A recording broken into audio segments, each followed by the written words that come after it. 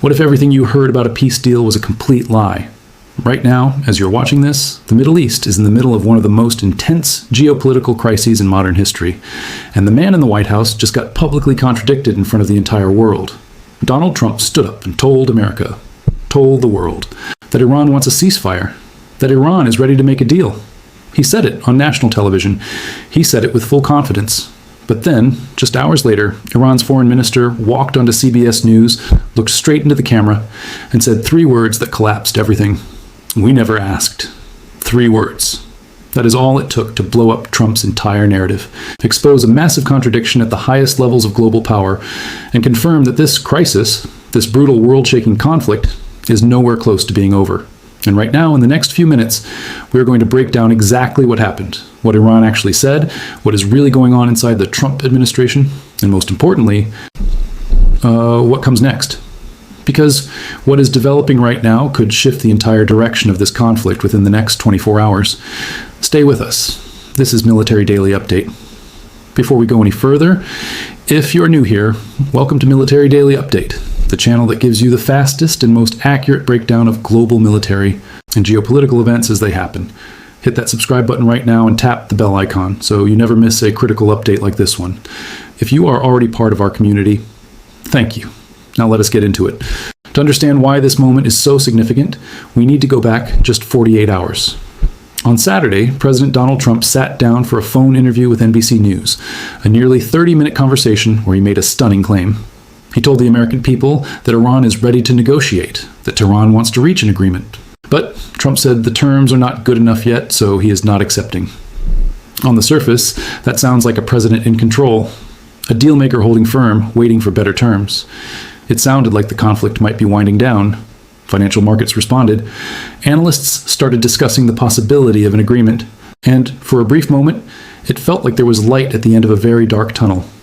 Then, Sunday morning happened. Iranian Foreign Minister Abbas Araghchi appeared on CBS News' Face the Nation, one of the most watched Sunday political programs in America. And what he said left anchors, analysts, and world leaders completely stunned.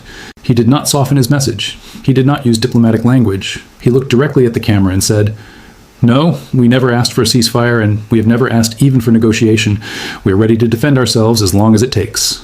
Let that sink in for a moment. The foreign minister of Iran, the country Trump said wants a deal, just told the entire world on live television that they never requested anything. No ceasefire request, no negotiation request, nothing. This is not a small diplomatic disagreement. This is a direct public contradiction of the sitting president of the United States. And it happened on live TV in English for the whole world to hear. Now here is where it gets even more complicated. Because while Trump was telling NBC that Iran is ready to deal, his own administration was quietly doing something very different behind the scenes. According to reporting from Reuters, the Trump administration had actually been pushing back on efforts by Middle Eastern allies to even begin ceasefire discussions. Countries in the region, nations deeply affected by this conflict, had been attempting to bring both sides to the table, and Washington said no. A senior White House official reportedly told Reuters that Trump is not interested in ceasefire discussions right now and intends to continue the military mission, in their words, unabated. So think about what that means. On one hand, Trump is publicly saying Iran wants a deal. On the other hand, his administration is privately rejecting the very idea of peace talks. The message coming out of Washington is not peace. It is continued escalation. And that gap between what is being said publicly and what is happening privately is one of the most dangerous dynamics in geopolitics. Because when trust breaks down between major powers in a live conflict, miscalculations happen, escalation happens, and the consequences affect millions of lives. And lives are being affected right now. The numbers are significant. More than 1,200 individuals have lost their lives inside Iran since the conflict began. At least 850 people in Lebanon have been reported as casualties.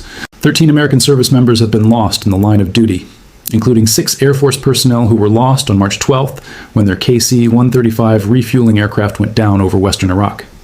The Pentagon confirmed the aircraft loss was not attributed to hostile or friendly fire, though an Iranian-aligned group has claimed involvement.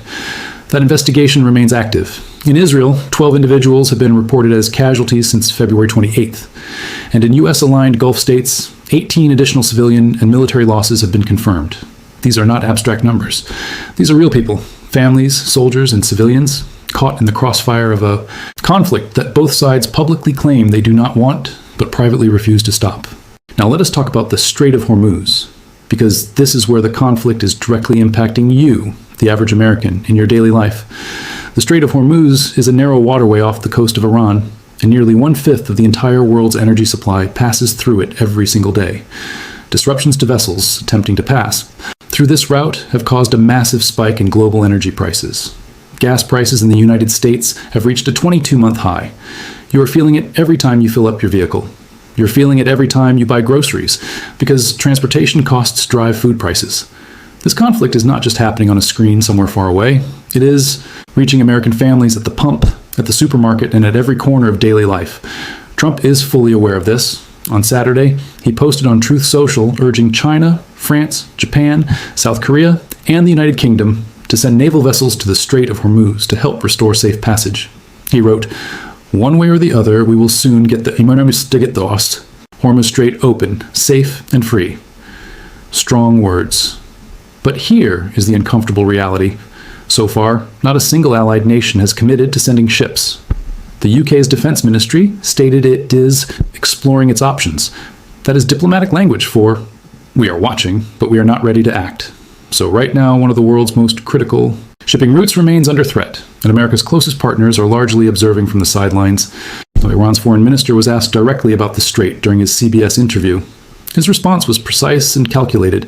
He stated that Tehran has not technically closed the strait, but that American and Israeli vessels will not be permitted to pass. He added that several nations are currently in discussions with Iran about safe passage for other countries, though he declined to name them. This is a very deliberate diplomatic line. Iran is not declaring a full blockade. That would draw the entire international community into direct confrontation.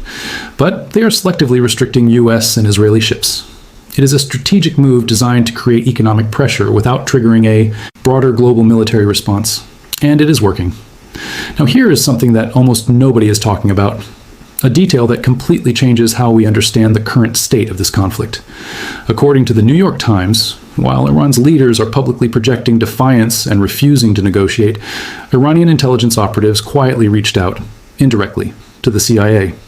The communication was passed through another country's intelligence service, and it came with an offer to discuss terms for ending the conflict. So think about what that means. Iran's foreign minister goes on CBS and says they never asked for a ceasefire.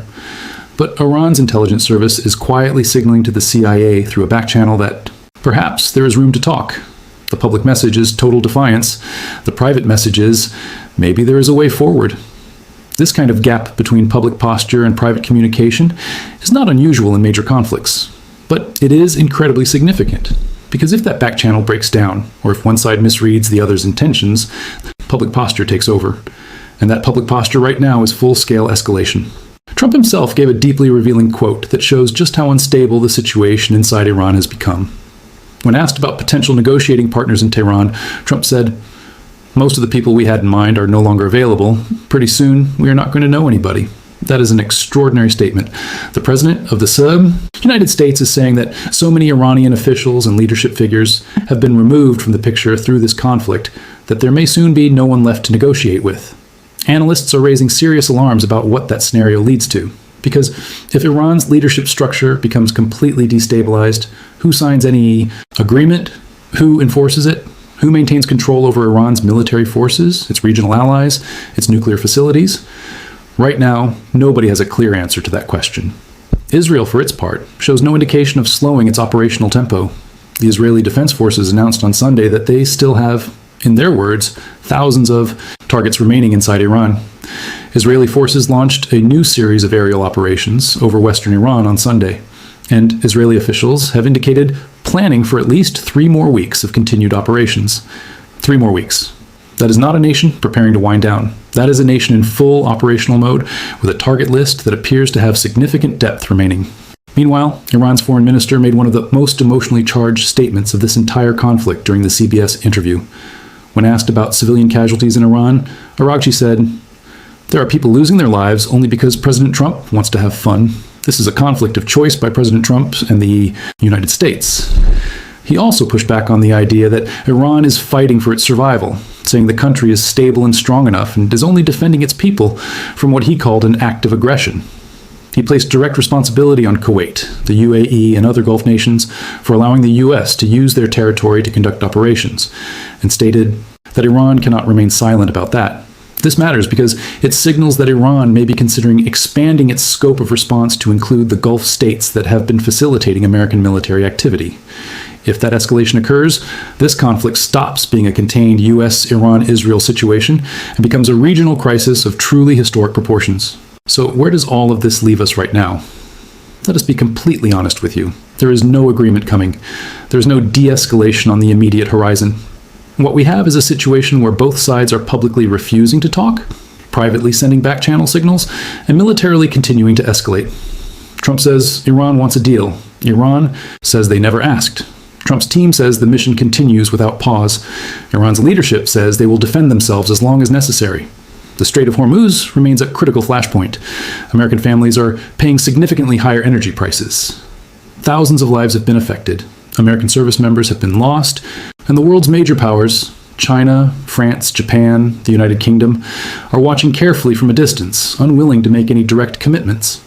This is not a conflict heading toward resolution. This is a conflict heading toward a critical decision point. And the next 48 to 72 hours will be absolutely defining. We will be right here covering every development as it unfolds. That is our commitment to you.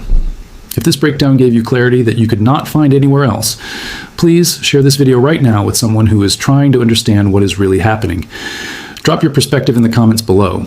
Do you think a diplomatic solution is still possible?